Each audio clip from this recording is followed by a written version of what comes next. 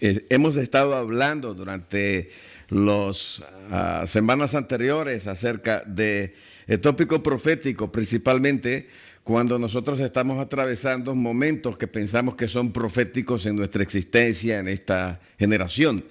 Estamos a la altura del mes de abril del año 2020 y en medio de todo esto nosotros tenemos también un mensaje de esperanza. Y una de las cosas que yo quiero dejar claro es que cuando nosotros hablamos acerca de lo que es profecía, no estamos hablando para sembrar pánico en la gente, sino para establecer que existe un mensaje positivo y tenemos un Dios poderoso que gobierna sobre todos los asuntos universales, incluyendo la Tierra, que es un pequeño planeta. Así que la profecía se está cumpliendo en nuestra generación, en nuestras narices, y nosotros estamos contentos porque la profecía se esté cumpliendo. ¿Por qué? Sabemos que muchos de los aspectos proféticos son catastróficos, pero el hecho de saber que eso fue escrito hace más de 2000 años, 2000, 3400 años antes, desde que la Torah empezó a formarse, la Torah, a través de la revelación dada al profeta Moisés, el hecho de ver el cumplimiento de estas cosas, de estos acontecimientos, a nosotros nos dice que nosotros estamos en el verdadero, en el único Dios, el Dios de Israel. Sabemos que hay muchos dioses, hay muchas religiones, pero Él mismo dice, fuera de mí no hay otro. Y nosotros creemos que estamos en el Dios verdadero, el Padre de nuestro Señor Yeshua de Nazaret, el Mesías Salvador. Y hemos estado hablando acerca de la profecía de la última bestia, y en los tiempos de la última bestia hay caos mundial, hay aflicción, personas que están sumamente afligidas, deprimidas por la situación. Aquí en Estados Unidos más de 10 millones de personas han perdido sus empleos y creo que esto es una catástrofe también, no solamente de salud, sino económica. El sistema está siendo convulsionado, el sistema actual es un sistema de 7 cabezas y de eso vamos a estar hablando más adelante. Una de las cosas que yo les estaba presentando es lo que tengo acá atrás, para hacer un resumen, que era la economía de los Estados Unidos comparado con la economía de la Unión Europea. Es decir, la economía de un solo país comparado con la economía de 17 naciones en alianza de la moneda. Y hablamos esto y presentamos estos números de las estadísticas del Banco Mundial del año 2018. Y la razón por la que presento esto y porque tomamos estas informaciones de esa fuente de información es porque creo que todo esto tiene aplicación en nuestro tiempo y que tenemos que accesar a este conocimiento para darle a usted una mejor figura acerca de lo que tenemos. Y aquí tenemos el Producto Interno de Estados Unidos que va más allá de los 20 billones, 20 millones de millones, en contra del Producto Interno de la riqueza total de Europa, que es de 18.76 billones, es decir, 18 millones de millones. Esas son cantidades inimaginables por nuestra mente. Y después hacemos una comparación del ingreso por cabeza anual, que de acuerdo al Producto Interno Bruto dividido entre los habitantes de cada país o de cada grupo de naciones, viene a ser la resultante, $63.080 en los Estados Unidos contra $35.419 en la Unión Europea. Vemos que es prácticamente casi un 50%. La diferencia, y presento esto para que nosotros nos demos cuenta, para las personas que tienen una posición europea y que ellos dicen que la Unión Europea es el imperio, unilateralmente el imperio sobre el cual el diablo, Satanás, se parará para regir al mundo.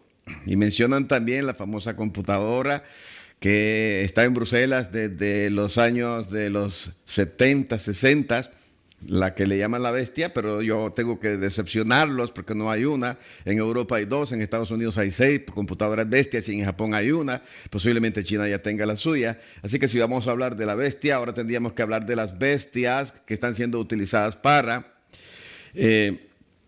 entrar en acción en este sistema, en el sistema bestia de la bestia compuesta. Y hablamos también que la bestia es un imperio. Una de las cosas que quiero compartirles en este momento es algo que está escrito aquí en el Tanakh, en Daniel. Esto es una traducción que viene de los israelitas directamente, no de los católicos. Las sociedades bíblicas católicas, que generalmente lo son, no tienen injerencia en la traducción o en la elaboración de este libro. Y aquí dice acá, para que quede claro el concepto de bestia imperio, que dice acá en el versículo 17 del capítulo 7, esos grandes animales, que ellos son cuatro reyes que se levantarán de la tierra. Pero más adelante dice, el cuarto animal es un cuarto reino. Entonces está hablando de reinos, y los reinos son sistemas. Cada sistema ha levantado a su hombre fuerte. Nosotros mencionamos cuáles eran los hombres fuertes de los imperios, de las bestias históricas, y este último imperio es una cuarta bestia, de acuerdo a la interpretación que le da el ángel de la revelación. En este caso es Gabriel, uno de los generales del cielo.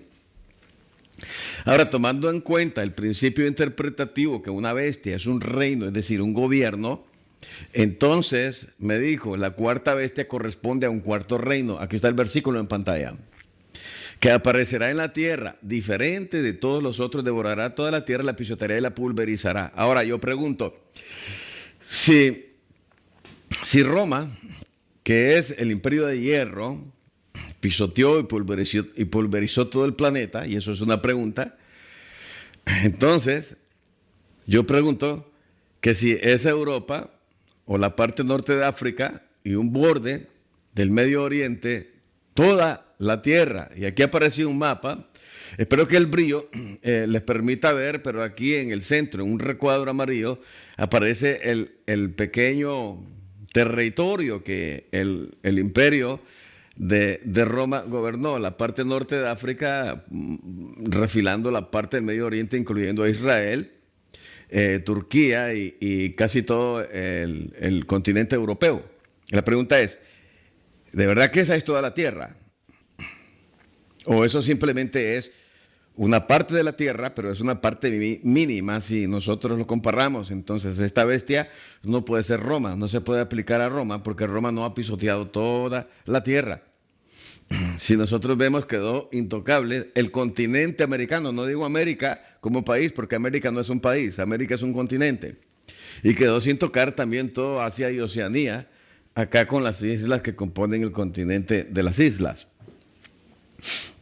Ahora bien, en medio de este sistema, en medio de esta bestia que ya se formó, porque es una bestia que ya se formó, nosotros tenemos que han sucedido varias señales, varias cosas, y ahora quiero hacerle un comentario acerca de Apocalipsis capítulo 12, porque en Apocalipsis capítulo 12 aparece mencionado también la bestia de 7 cabezas, y literalmente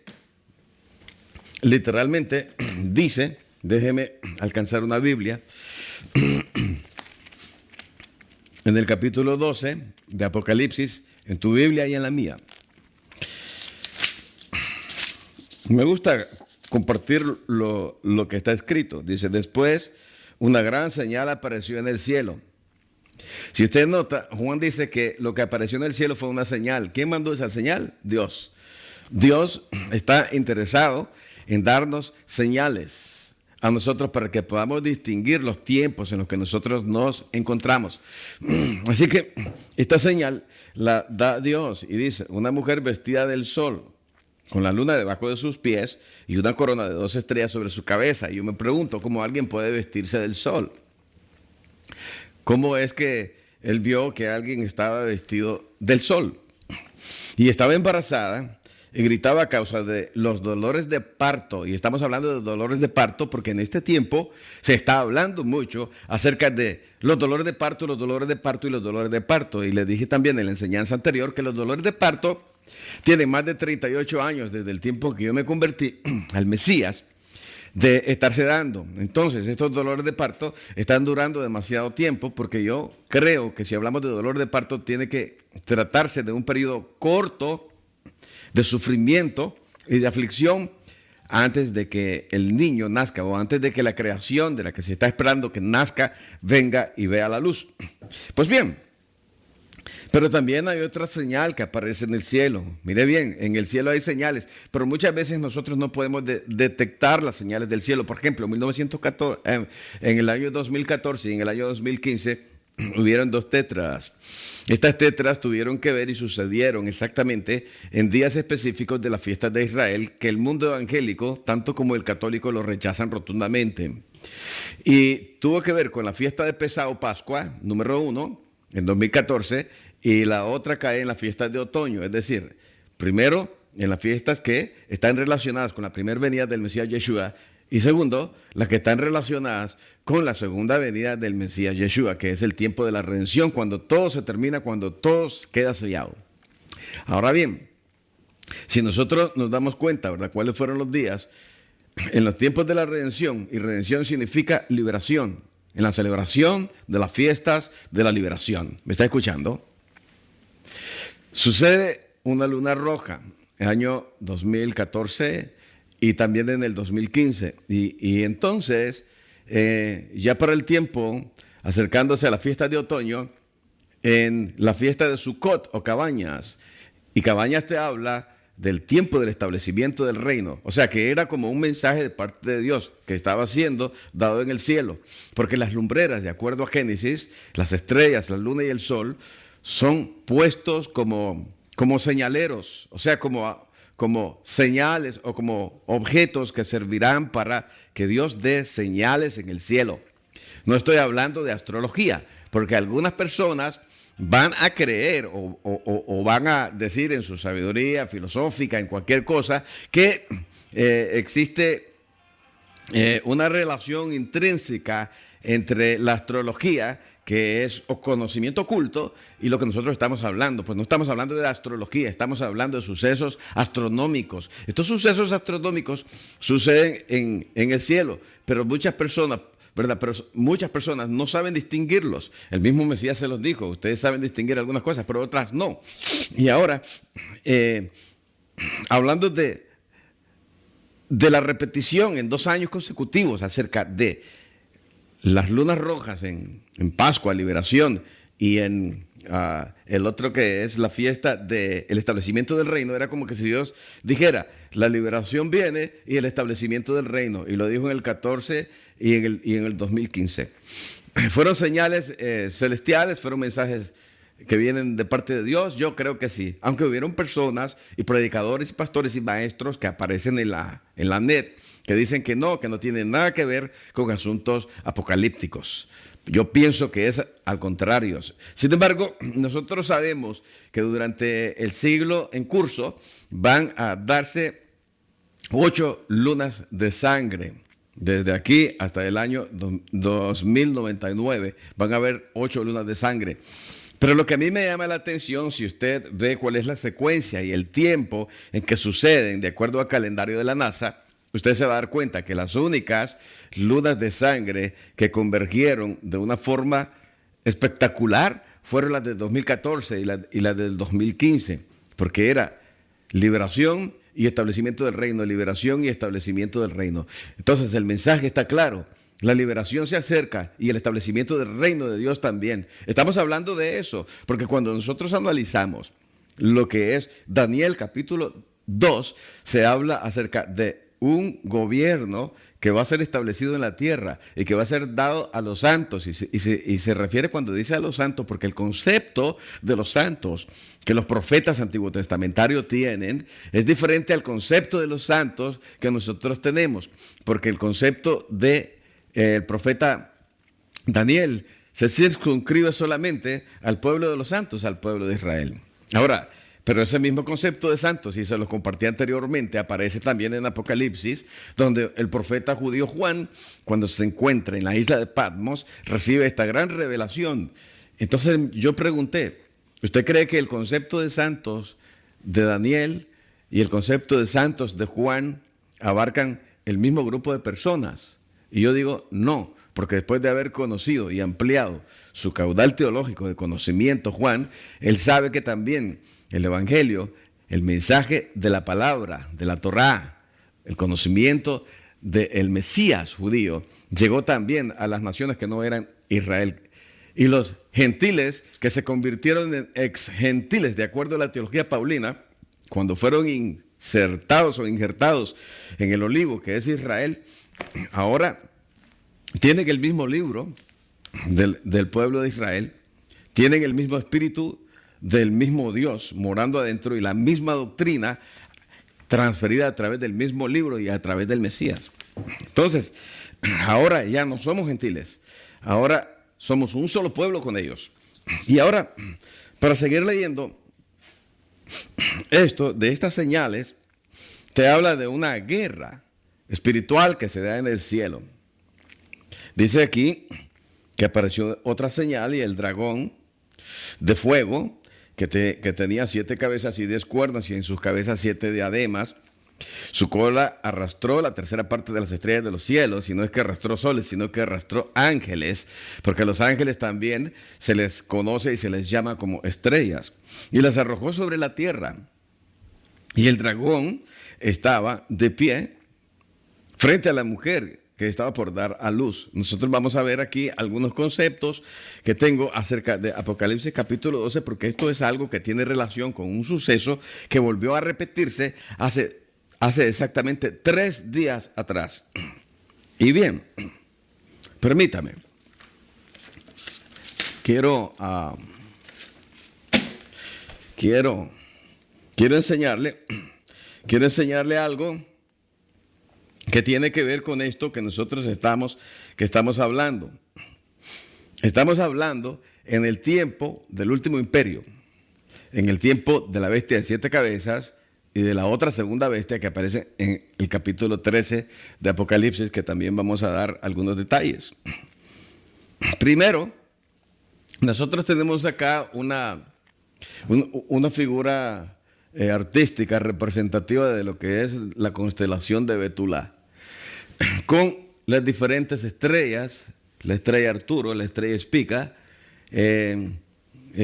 y otras estrellas más que tienen nombre, M5, M53. Y cada una de esas estrellas recibe sus nombres porque Dios se los dio, porque Él las creó. Entonces, esta constelación que se llama Betula, que significa virgen o Virgo, de acuerdo a como le pusieron, ¿verdad?, los paganos, dice acá, durante siglos la constelación se ha presentado con 5 ramas en su mano. Aunque no hay 5 estrellas en la mano, pero sí está una estrella que se llama Semac, que en hebreo significa rama. Y los profetas judíos usan la palabra rama, Semac, 5 veces en la escritura. Siempre se traduce como rama o rama de justicia, que se refiere a la descendencia de la mujer, y la mujer apunta al Mesías, está íntimamente relacionado con el Mesías.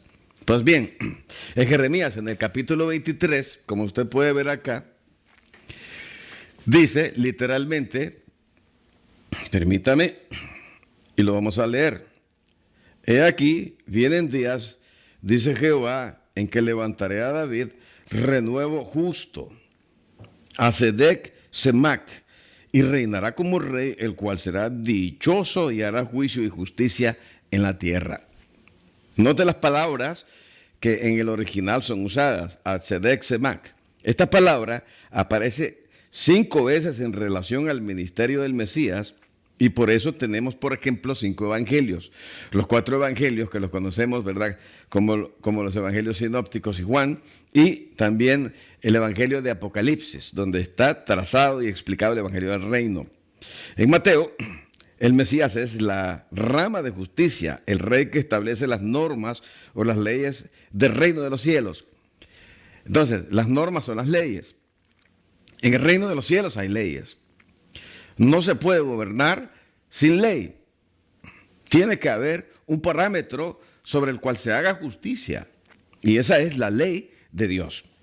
En Marcos muestra la rama de justicia, que es el siervo de Dios. No menciona su ascendencia. En Lucas es el renuevo justo. Estamos hablando de la palabra semac. Y en Juan es la rama de justicia, que es el sacrificio de la expiación. El sacrificio que tomó el lugar de tu sacrificio. Y en Apocalipsis es el renuevo de justicia apareciendo como juez. Y es aquí en Apocalipsis que leemos el día del nacimiento del Rey Justo. Cuando nosotros leemos Apocalipsis capítulo 12, estamos leyendo algo que se encuentra en el libro de Revelación como profecía. Aunque el nacimiento del Mesías a la altura del año 95 después del Mesías ya no es profecía, porque ya se cumplió, quedó en la historia 95 años antes. Sí hay profecía también en la presentación de esta figura representativa que aparece en Apocalipsis capítulo 12. Ahora, en Isaías capítulo 7:14 dice: por tanto, el Señor mismo os dará señal. He aquí que la mujer pura, en la versión católica de Reina Valera dice que la Virgen concebirá. Y esta palabra virgen ha traído tantos problemas en el área doctrinal. Y nosotros sabemos, ¿verdad?, por el cambio que se hizo del significado de la palabra real que está escrito en Isaías capítulo 7:14, que habla de una mujer pura. Entonces filosofaron, pensaron, meditaron y dijeron: pues, ¿quién es más pura que una virgen? Pongámosle virgen, y le pusieron virgen. Y de ahí sale la doctrina de la Virgen María o Miriam. Y dice acá que ella concebirá y dará a luz un hijo y llamará su nombre Emmanuel, Dios con nosotros. Ahora bien, esto se refiere a lo mismo que vio el profeta Juan casi al final de su vida. Y leemos lo que estamos hablando, que aparece en el cielo una señal, una mujer vestida del sol, con la luna debajo de sus pies y sobre su cabeza una corona con 12 estrellas que representa a las 12 tribus de Israel. Es decir, Israel como un solo cuerpo representado en la mujer, y las 12 estrellas que representan las 12 divisiones de los 12 patriarcas que conforman el pueblo santo, el pueblo escogido, de donde vino el Mesías. La mujer es el símbolo de Israel, donde nace el Mesías. Pero ¿cómo Israel puede vestirse del sol, de la luna y de las estrellas? Es una pregunta que yo planteo en el escrito que está aquí a mis espaldas. ¿O cómo una mujer puede vestirse de esa forma con esos cuerpos celestes? ¿Cómo una persona puede vestirse con una estrella? Si una estrella gigante es 1.000.000 de veces más grande que el sol. Sencillamente esto no tiene otra explicación más que se trata de un símbolo. Un símbolo. Una figura que debe ser comprendida de otra forma, no simplemente de forma literal. Es una señal cósmica que está en los astros. No es astrología. Que Dios reprenda a Satanás. Las 12 estrellas sobre su cabeza son las 12 tribus de Israel, pero se refiere también a la señal astronómica. Y oiga que digo astronómica, no astrológica, para que el diablo no venga después a tratar de cambiar lo que yo estoy diciendo, porque él es experto en tergiversar y retorcer lo que uno dice. Mira lo que dice aquí: una señal astronómica de las estrellas que forman la constelación también de Ariel, que se las voy a enseñar, que está cerca de la constelación de Betulá. Ariel es el león, que se conoce como Leo en el lenguaje que el paganismo lo dio, que es el símbolo de la tribu de Judá, de donde vino el Mesías Yeshua de Nazaret. Así, la constelación de Betulá se alineó con la de Ariel en tiempos del nacimiento de Yeshua el Mesías. Habían estudiosos, astrónomos, no magos, astrónomos, que estaban esperando ese día. Ahora bien, les presento aquí una representación artística de lo que es Ariel el león y Betulá, la Virgen, que en la alineación quedaba en posición con el planeta Tierra de esta forma. Y Ariel, que tiene una estrella que se llama Jamelec, que significa el rey, y que también hizo alineación con el planeta Júpiter, el nombre pagano del planeta que se llama Hal-Sadik, que significa el justo. Y eso sucedió, esta señal, cuando apareció la mujer vestida del sol, con el sol a sus espaldas, la constelación de la Virgen, brillante, y alineado con el león Ariel y el planeta Júpiter, o el justo, alineado también juntamente con esta constelación que produjo una fenomenología brillante que fue vista por los hombres que habitaban en la región de Babilonia. Ahora, Hace 2000 años, hace 2000 años que esto sucedió. Entonces esto no es profecía, esto es historia, pero se cuenta acá en el libro de Revelación como profecía. Esto es historia y hace 2000 años, el primero de Tishrei, que es el 7º mes del calendario israelita, el día en que fue creado Adán, de acuerdo a la tradición en el jardín del Edén, y quiero que note esto, ¿verdad? Porque Adán fue el primer hombre. Es también nacido, o el día del nacimiento del nuevo Adán, Yeshua de Nazaret. Y esto nos dice a nosotros, y Pablo habla del primer Adán y del último Adán, del Adán perfecto, el hombre perfecto, que es nuestro Mesías. Ahora, repetimos esto, ¿verdad?, acerca de lo que es los dolores en cinta que la mujer estaba sufriendo. ¿Por qué? Porque el día 8, el sol estaba en la posición del vientre de Betulá, y hay personas que creen que ahora mismo la señal está diciendo el inicio de los dolores de parto del Mesías. Y según la Escritura, los dolores de parto del Mesías en el concepto judío duran 7 años y habla específicamente acerca del tiempo de la aflicción de Jacob. No es un concepto evangélico, es un concepto judío. Cuando nosotros hablamos en Mateo capítulo 24 o en Marcos y se habla acerca del principio de los dolores, nosotros decimos principio de dolores, principio de dolores. ¿Y qué es principio de dolores? Pues principio de dolores, es principio de dolores. Pero no, cuando un judío, como los discípulos, estaban escuchando al maestro judío hablar de principio de dolores, ellos sabían que se refería al concepto judaico del dolor de parto del Mesías, el tiempo de la aflicción del pueblo de Dios que se acercaría. Así que ellos no lo hacían como nosotros. ¿Por qué? Porque para nosotros principios de dolores, desde que yo me hice cristiano, estoy escuchando, esos son principios de dolores, explosiones volcánicas, principios de dolores.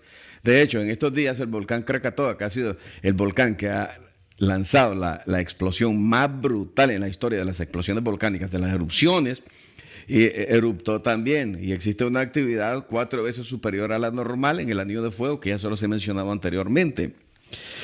Así que existe una gran posibilidad de que el principio de dolores, de acuerdo al concepto judaico, no de acuerdo al concepto evangélico católico, haya tenido inicio en el tiempo que nosotros estamos atravesando actualmente en medio de la peste global que está todavía en progreso. Y una de las cosas, ¿verdad? Ya hay 1.800.000 personas contagiadas. En Estados Unidos han muerto hasta el día de hoy un poco más de 20.000 personas. La mitad de los muertos recaen sobre el estado de Nueva York.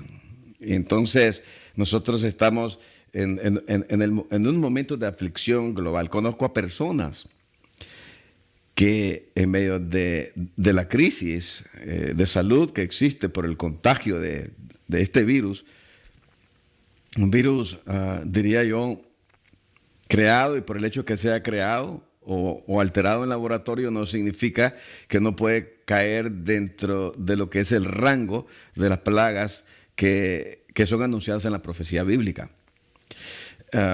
Si nosotros vemos, Dios utiliza a los hombres para cumplir sus dictámenes. Para juzgar, por ejemplo, al pueblo de Israel, Dios utilizó a los reyes de Babilonia. Mandó a Salmanasar, mandó a generales a esclavizar a los israelitas y traerlos para Babilonia y para Siria.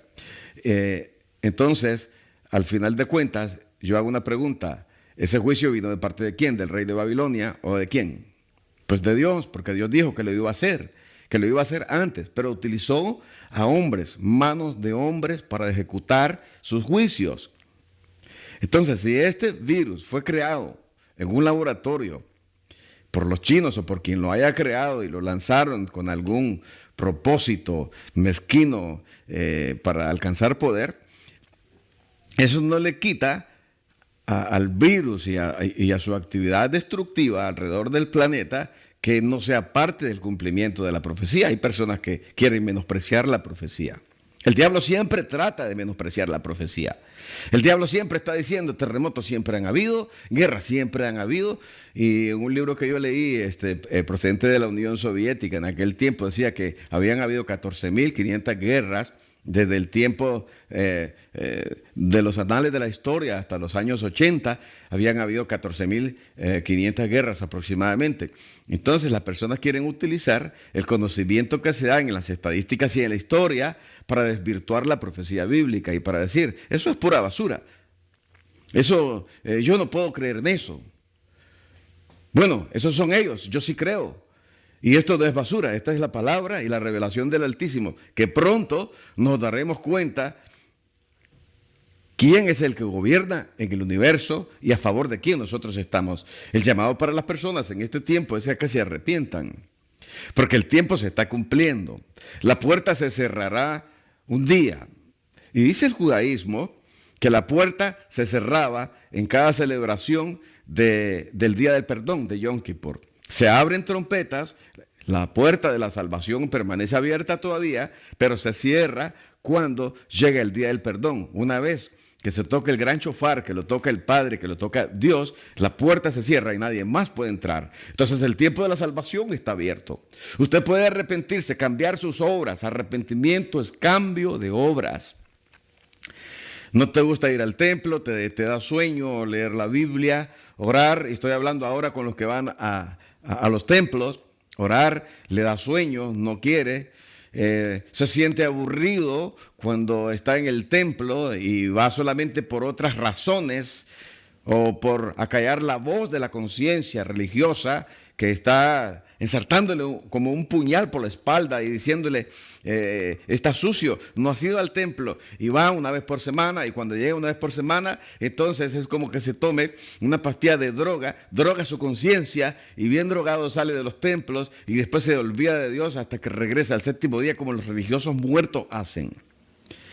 Y quiero decirle que el mayor porcentaje de personas que dicen que son cristianos, seguidores del Mesías, se encuentran en esa categoría de personas. Y esto es duro decirlo, pero recuerde que hay un versículo que dice, porque muchos son los llamados y pocos los escogidos. Procure usted de ser llamado y escogido. Asegúrese de que usted va caminando por el camino angosto. Bien, la mujer estaba sufriendo dolores de parto. En la angustia de su alumbramiento, dice la Escritura. Y apareció la otra señal, el dragón escarlata que tiene 7 cabezas, y estamos hablando de la bestia de 7 cabezas, un imperio compuesto, no solo en la Unión Europea, un imperio compuesto por 7 líderes globales en el último tiempo, y 10 cuernos, y en sus cabezas 10 diademas. Ahora bien, este versículo que nos está hablando acerca del nacimiento del Mesías, de manera metafórica, que nos lanzó a la historia, ahora nos está propulsando a 2000 años después del nacimiento del Mesías. Es decir, hasta el tiempo del final de los tiempos, que son estos tiempos en que nosotros estamos. Una de las cosas que yo veo en la Biblia, por ejemplo, en Mateo, en el capítulo 24, te voy a leer aquí, te voy a leer a Chentov, Mateo capítulo 24, una interesante versión de la Biblia que no proviene del griego, sino del hebreo. Dice acá, y se levantará nación contra nación y reino contra reino, y habrá grandes tumultos, hambre gravosa y terremoto en varios lugares. Entonces, cuando dice grandes tumultos, está hablando de grandes manifestaciones y protestas, que es lo que nosotros estábamos teniendo anteriormente de parte del movimiento de liberación femenina y del movimiento gay, reclamando sus derechos en las calles, teniendo sexo en la calle, sexo callejero como que fueran animales, o enseñando sus cuerpos totalmente desnudos, hombres, mujeres, en los diferentes festivales gay. Esos son grandes tumultos, señores. Y después dice, en el versículo 8, aquí la versión utiliza esta palabra, sufrimiento. Y dice, todos estos son el comienzo de sufrimientos. Como el día de hoy. ¿Usted cree que las personas que están perdiendo familiares no están sufriendo? ¿Usted cree que las personas que están actualmente enfermos con el coronavirus, que penden su vida de un hilo, no están sufriendo? Y que sus hijos no sufren por sus padres cuando los miran enfermos en una cama de hospital, sin saber si van a salir de ese trance, de ese ataque, de ese virus a su cuerpo. Sí, estamos en tiempos de sufrimientos, y a estos sufrimientos se les llama Shevlai Shel Mashiach. Significa los dolores de parto del Mesías. Cuando el Mesías dijo esto, él estaba hablando específicamente de eso. No estaba hablando de los dolores de parto evangélicos, estaba hablando de los dolores de parto y el concepto que los judíos tienen al respecto. Y esto sucedió hace poco. Entonces, si sucedió hace poco, existe una gran posibilidad de que nosotros hayamos entrado dentro de ese último periodo, aunque la congregación está aquí. Bueno, si nosotros deberíamos de ponernos a pensar en que desde que favorecieron las bodas entre las personas del mismo sexo, es como que si una compuerta que retenía que esto sucediera se quitó. En otras palabras, el retenedor posiblemente ya fue quitado para que la iniquidad permeara alrededor de todo el globo terráqueo. Y a partir de entonces, los gobiernos han lanzado un reto a Yahweh. Oiga bien la palabra que dije. Un reto. Ellos han lanzado un reto. Y yo había predicado anteriormente, los hombres han retado a Dios.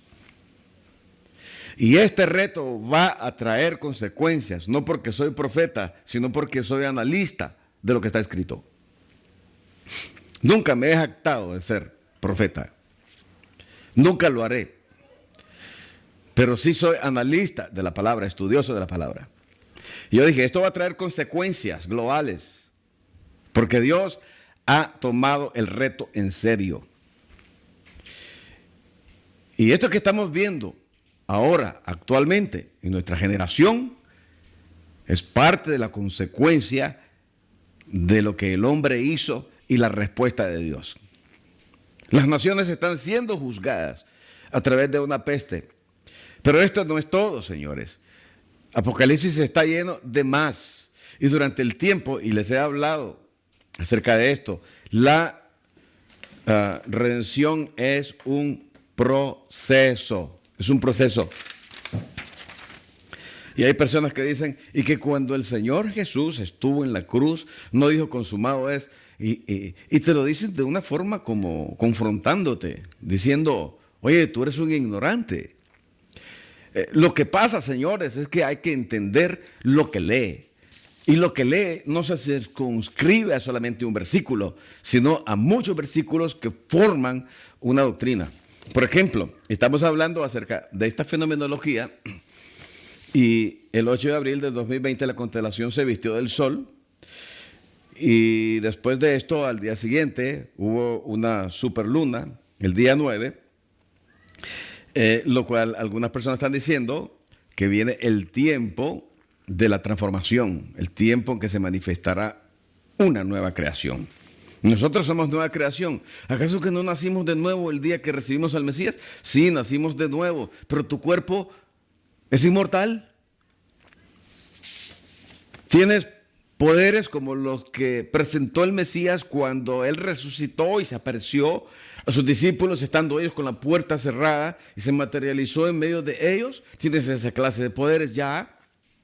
Puedes desaparecerte a discreción como el Mesías lo hizo también cuando dio testimonio a los que no creían. No, ¿verdad que no? Aunque sí, somos nueva criatura es. Y el que está en Mesías, nueva criatura es. Todas las cosas viejas pasaron. Y aquí todas son hechas nuevas. Bien, pero mira, que hay que poner las cosas en perspectiva respecto a lo que es la redención. Y la redención, el día de la redención se acerca. De eso se trata el libro de Revelación. Se trata del día de la redención de la esposa del Mesías y del casamiento del Mesías con su esposa. Mira,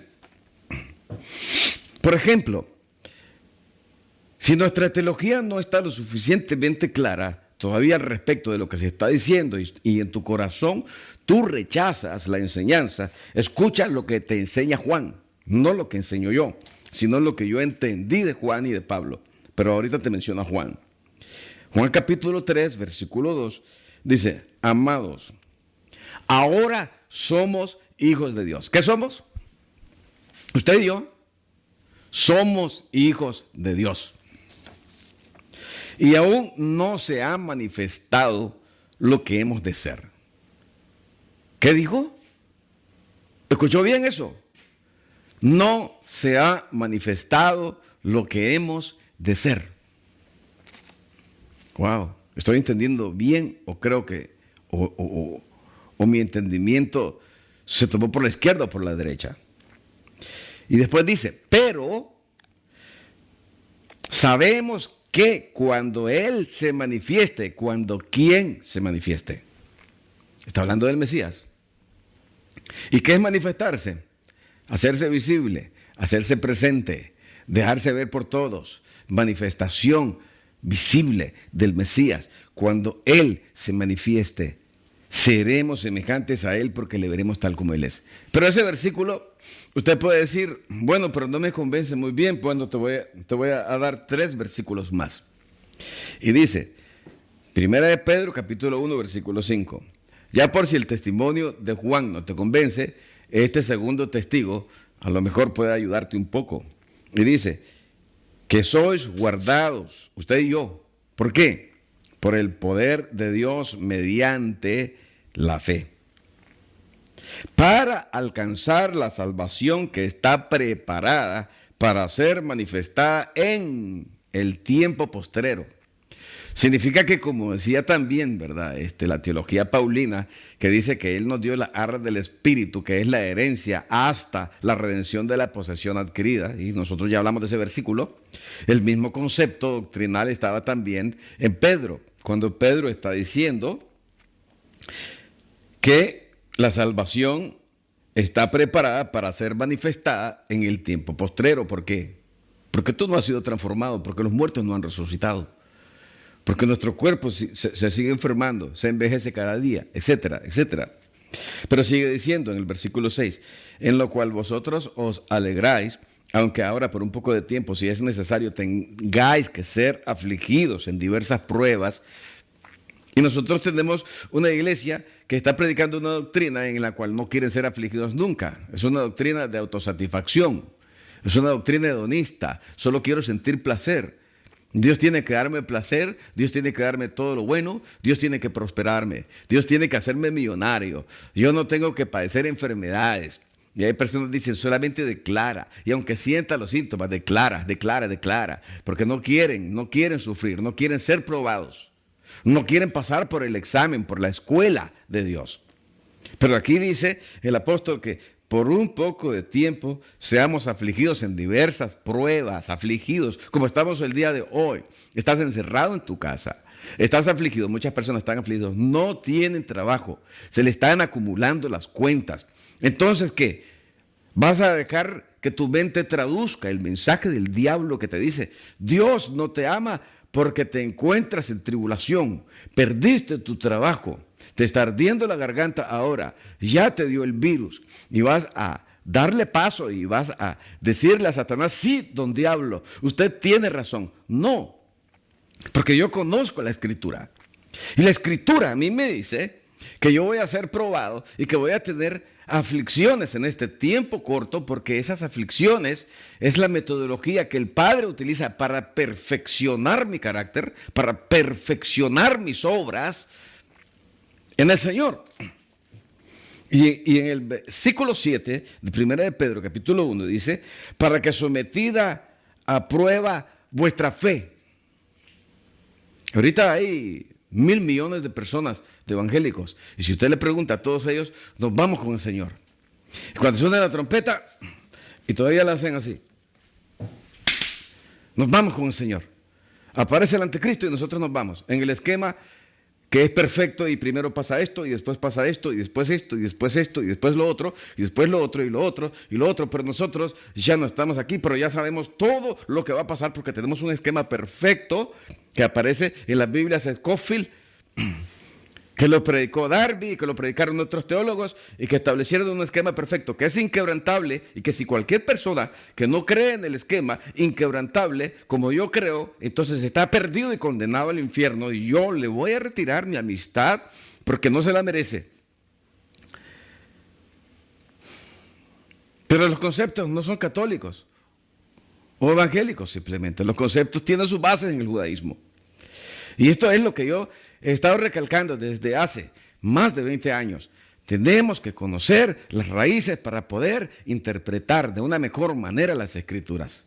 Tendríamos entonces que traducir que Dios no amó a su esposa del siglo I, porque dejó que los tiraran a los leones, que los quemaran y que alumbraran Roma, las calles de Roma como antorchas humanas clavados en las cruces. Tendríamos que decir que la esposa del Señor que vivió durante el tiempo de la Reforma, cuando se rompió en parte, parcialmente con Roma y con algunas de sus doctrinas, y Roma persiguió a esa esposa, que Dios no amaba a su esposa porque dejó que su esposa fuera asesinada por los asesinos de Roma, de una Roma religiosa. O tendríamos que decir que cuando miembros o elementos de su esposa mueren en un terremoto o en un accidente automovilístico, mencionemos a David Wilkerson. David Wilkerson muere, por ejemplo, en un accidente de autos. ¿Qué vamos a decir? Dios no amaba a David Wilkerson porque David Wilkerson murió trágicamente. Piense.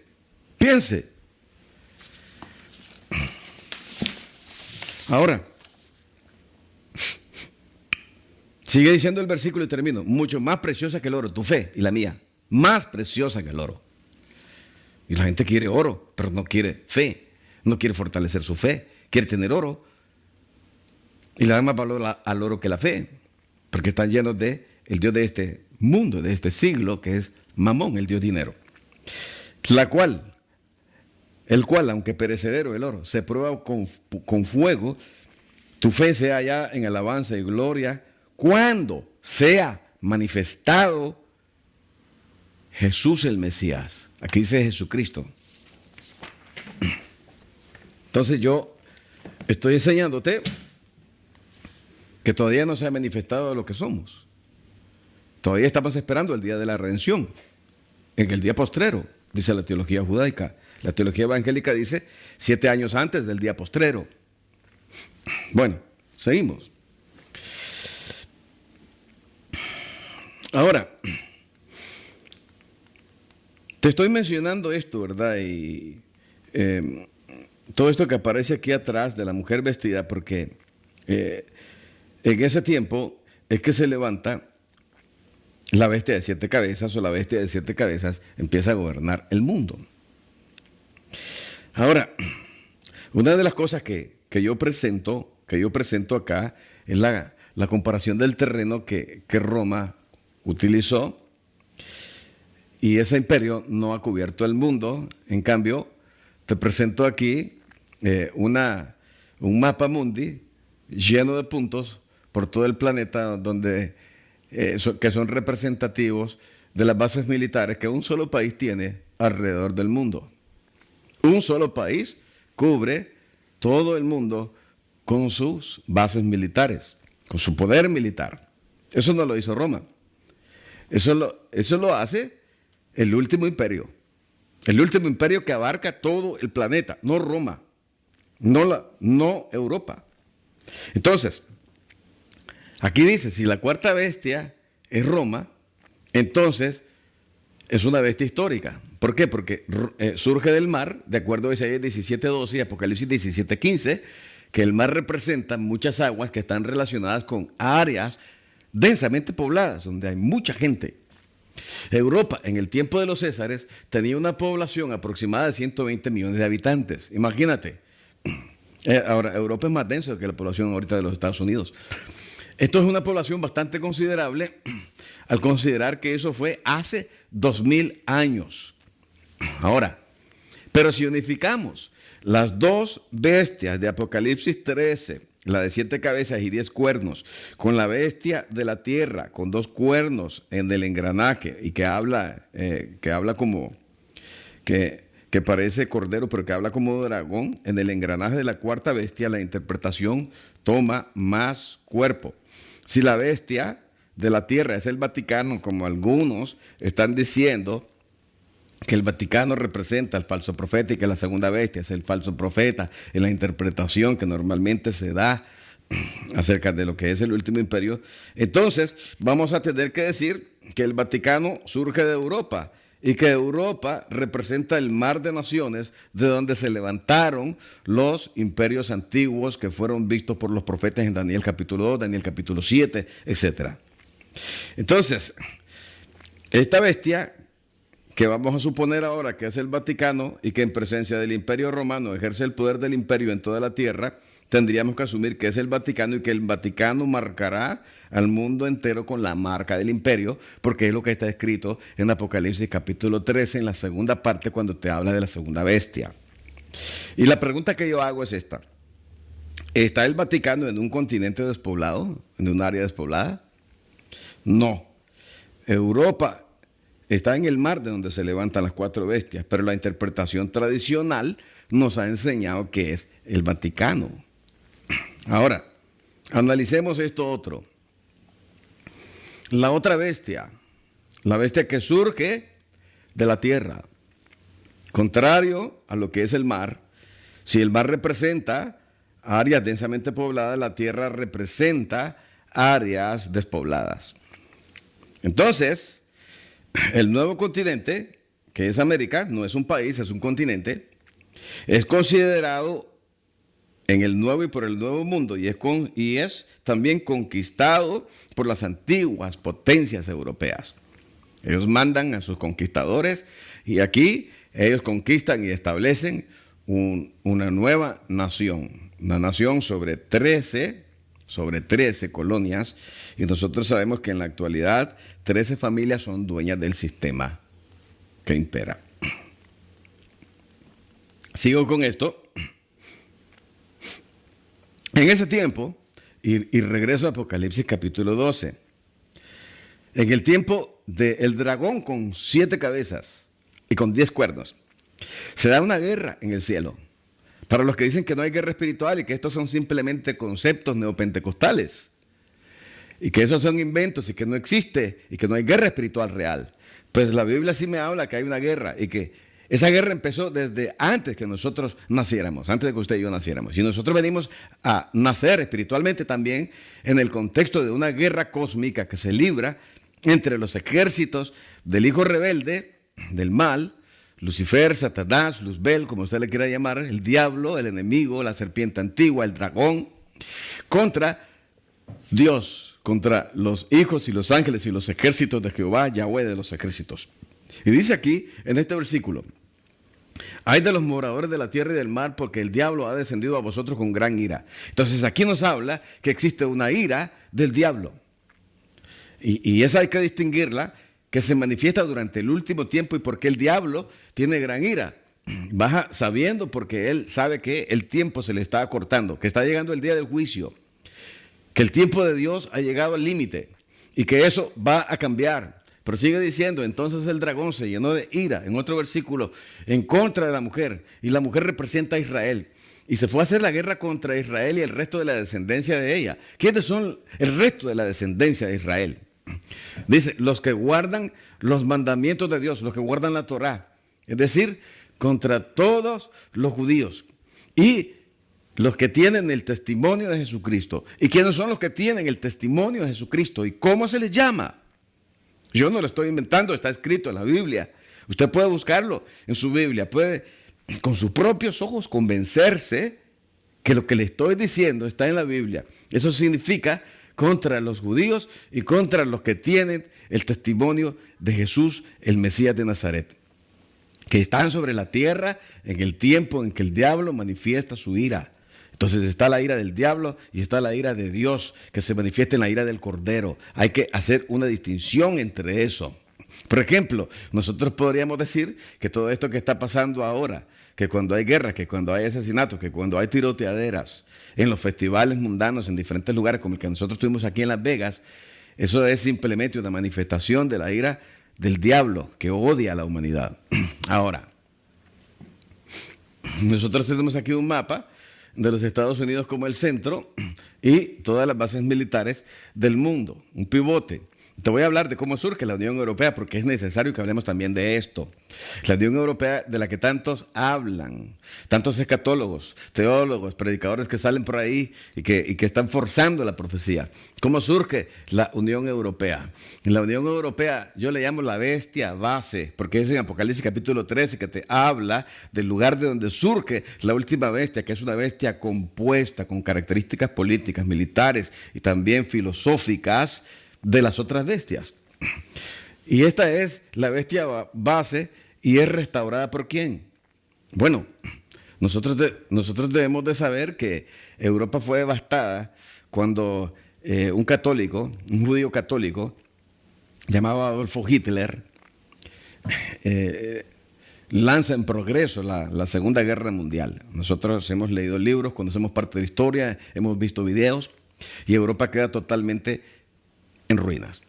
Entonces Estados Unidos lanza el Plan Marshall juntamente con el Consejo de Relaciones Exteriores de los Estados Unidos, que es una de las organizaciones más poderosas del globalismo actual.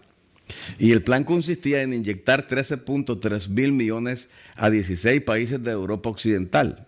Los orígenes de este plan se encuentran en las redes de formaciones políticas instituidas por el Consejo de Relaciones Exteriores en 1939. Las actas de los encuentros secretos entre el Departamento de Estado de Estados Unidos y el Consejo de Relaciones Exteriores de los Estados Unidos, que empezaron en 1939, detallan explícitamente el papel de Estados Unidos como fuerza invasora y una sustitución del Imperio Británico. Escucha bien lo que estoy diciendo. En la integración de Europa Occidental, empezó en 1948, motivada precisamente por el Plan Marshall. Inyectaron 10 mil millones de dólares, en aquel tiempo era un montón de plata. Estados Unidos había ofrecido el Plan Marshall con la condición de que la recuperación europea se llevase a cabo bajo un esquema de colaboración. Y yo digo, ese es el papel que le toca jugar a la Unión Europea en la etapa del último imperio, ser los colaboradores de la cabeza principal. Pero seguimos. Oculto por el general Marshall y la gente del Consejo de Relaciones Exteriores estaba el hecho de que la CECA era el primer paso concreto hacia la unificación política, la primera piedra en la construcción de un imperio, el imperio del gobierno único mundial, en donde la Unión Europea formaba parte de él, juntamente con el principal país de esta generación, que son los Estados Unidos. Ahora, Ambrose Evan Pritchard, en septiembre del 2000, en el Telegraph de London, dijo: la inteligencia de los Estados Unidos, Alan Dulles, la compañía al servicio de los Rockefeller y el general Walter Bedell Smith de la compañía, ambos miembros influyentes del Consejo de Relaciones Exteriores, que es una organización globalista aquí, que tiene más de 4.000 miembros, de donde salen casi todos los senadores y los presidentes de los Estados Unidos, dijeron en una campaña durante la década del 59 y el 60, para crear el ambiente propicio para la futura Unión Europea. Entonces yo pregunto, ¿quiénes establecieron y de dónde salió el plan de establecer la Unión Europea?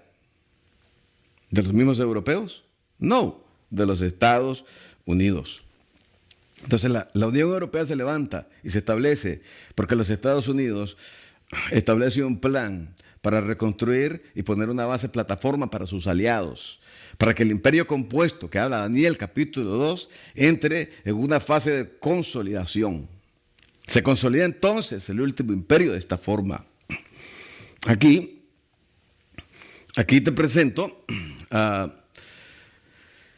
los 10 cuernos, porque hay personas que dicen son 10 cuernos europeos y podrá tener cierta aplicación porque hay 10 monarquías, que no están en acción, aunque las familias monárquicas se encuentran dentro del engranaje de la élite económica global en estos tiempos.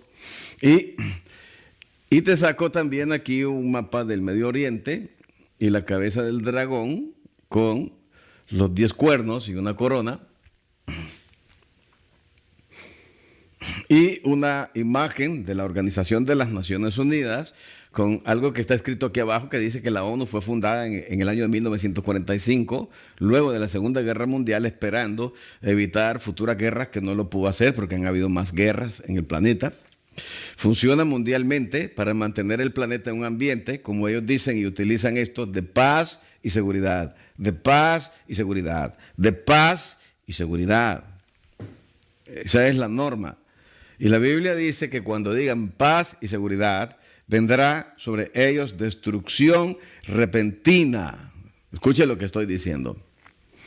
Aquí dice, y mire, ¿verdad?, las palabras que utiliza aquí el escritor.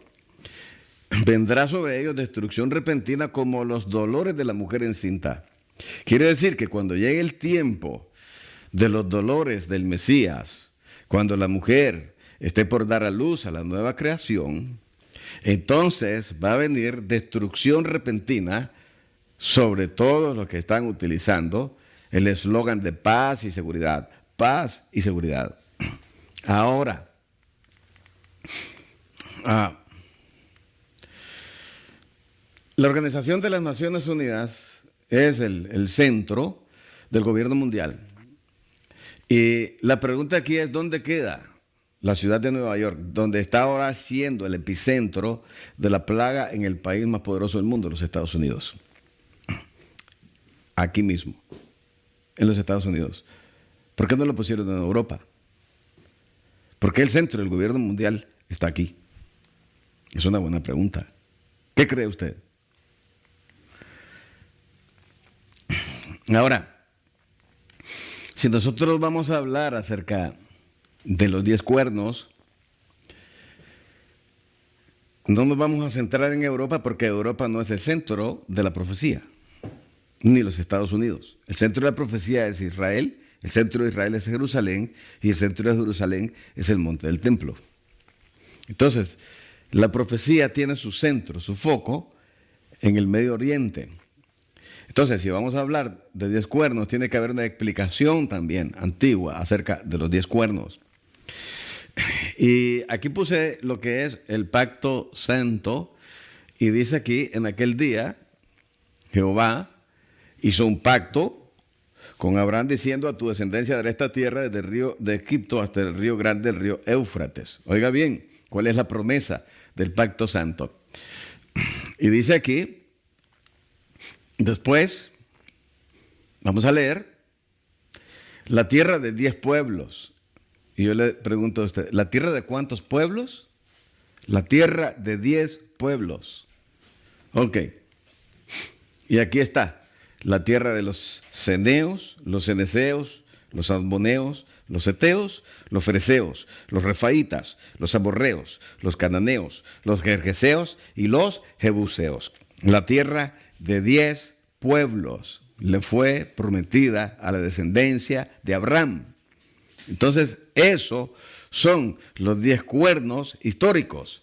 Todo tiene respuesta en la Biblia, eso está en la Torá. Cada una de las respuestas y de las dudas que nosotros tenemos tienen que ser cotejadas con lo que está escrito en la Biblia. Aquí, con esto termino. Te voy a poner cuál es el concepto judío acerca de los 10 cuernos. Y los judíos no están creyendo en Apocalipsis. O sea que ellos no tienen ninguna influencia católica o evangélica católica.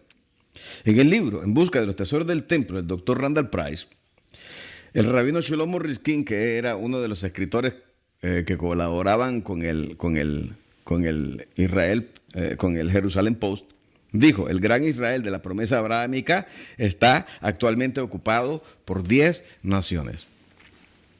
Entonces, ese es un concepto. Todos los conceptos acerca de los 10 cuernos, los conceptos que aparecen en la Biblia, que usted lee, no son conceptos evangélicos, son conceptos judíos. Y nosotros debemos forzosamente de empaparnos del conocimiento que los judíos tienen al respecto. No podemos nosotros separarnos del judaísmo y decir que vamos a entender el libro de ellos. No podemos decir que nosotros pertenecemos y somos del Mesías judío, porque el Mesías no es cristiano, es judío.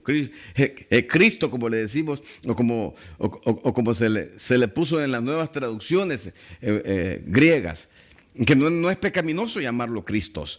Si usted lo llama Cristos, entonces usted está en lo correcto. Pero si usted lo llama Mesías o Mashiach, usted está en pecado. Porque usted está utilizando hebraísmo y está tratando de forzar a la gente a convertirse a lo que es el judaísmo. Y nosotros, pues, creo que en ese tópico y de esa forma estamos en desacuerdo, porque mi Mesías y mi Salvador es judío y el libro en el que yo creo, en él, habla de él desde la Torá, y él es el profeta que iba a levantar el Padre, el Mesías. Vamos a llegar hasta acá. Creo que estamos en los tiempos finales y que estas enseñanzas, mira bien, con esto voy a cerrar. La profecía fue dada para que el pueblo de Dios no sea engañado. ¿Me escuchó? Se lo repito otra vez. La profecía fue dada y traída por el Padre para que su pueblo no sea engañado. ¿Qué razón tendría para el Padre en la generación del siglo XXI traer la profecía si el pueblo del siglo XXI dice la profecía no me interesa nada de la bestia, ni si tiene 7 cabezas o 40, no me interesa de los cuernos, no me interesa conocer acerca de la doctrina del anticristo ni quién será, no me interesa nada de eso, no quiero saber quiénes son los 2 testigos, no me importa, de todas maneras yo creo que ya lo sé, son Moisés y Elías y como todos lo sabemos. Entonces todos lo rechazamos. Y por último sellamos con broche de oro y decimos, al fin de cuentas, que cuando suena la trompeta, yo me voy de aquí 7 años antes y queda entonces el Apocalipsis en desarrollo en la tierra. Y la pregunta es, ¿de verdad que es cierto eso? Piense, porque ahora mismo estamos viendo muchísimas cosas que se iban a dar en el tiempo apocalíptico. Y te lo vuelvo a repetir, la contaminación del mar Pacífico, totalmente. El mar Pacífico, desde el estrecho de Bering hasta Cabo de Hornos. Contaminación del mar. ¿Y por qué se está dando ahora si se debió haber dado a la altura de Apocalipsis capítulo 8? Te lo vuelvo a preguntar. El casamiento entre hombres y mujeres con mujeres, ¿por qué se está dando ahora? Se rompieron las compuertas, fue quitado el retenedor en nuestros días y no nos dimos cuenta qué pasó. Y ahora una peste global. Y seguimos aquí sobre la faz de la tierra todavía. Y parece que no ha sonado el chofar, el gran chofar de Dios, que sonará el día de Yom Kippur, cuando es el mismo Padre el que suena el gran chofar en el día del perdón. La iglesia sigue aquí, usted está aquí. Nos vamos a preguntar, ¿qué? ¿Nos quedamos? Todos estamos en el mismo barco. Dios nos ama y Él nos va a guardar en medio de toda circunstancia difícil. Acuérdese de esto, tenemos un Dios amoroso, poderoso, que tiene en control todas las cosas. Dice, con sus plumas te cubrirá. Él te cubrirá, Él te está cubriendo. Él manda a su ángel para que tu pie no tropiece en piedra. Él seguirá protegiéndote, tú mantente fiel y conviértete cada día más a Él, porque podemos convertirnos cada día más. Yo quiero orar por usted en esta hora. Cierra tus ojos, vamos a orar en el nombre poderoso de Yeshua. Padre, oramos en el nombre poderoso de Yeshua de Nazaret por las personas que nos han visto durante esta transmisión. Te pedimos, Señor, que tú rompas todo plan del diablo, que quiebres todo lo que Satanás quiera hacer en sus vidas. Bendice a sus familias, guárdalos en el hueco de tu mano. Permite, Señor, que una de tus manos sea la base sobre las que ellos se paran y la otra mano les sirva de techo, para que cuando tú los cubras, Señor, sientan la protección tuya. En el nombre poderoso de Yeshua, Satanás no podrá tocarlos, no podrá apartarlos de ti, Señor. Ellos son tuyos, te pertenecemos, todos nosotros somos tuyos. Señor, como decía la esposa, yo soy tuyo y tú eres mío. En el nombre poderoso de Yeshua, proclamamos victoria sobre la familia, Señor, por causa de la sangre del Mesías, la sangre de nuestra redención. Ahora, en este momento, sea Dios bendecido. Lo esperamos para nuestra siguiente transmisión por este mismo medio. La próxima semana estaremos acá y vamos también a transmitir este mismo sermón que estamos pasando en vivo va a estar también en YouTube gratuitamente para que usted pueda verlo con mejor sonido posiblemente. Que el Señor le siga bendiciendo. Estuvo con usted, su pastor y amigo, el doctor Alfredo Alegría, para bendecirlos a ustedes. Estaré orando por ustedes. Ustedes manténganse orando por mí. Bendiciones. Shalom. Hasta pronto.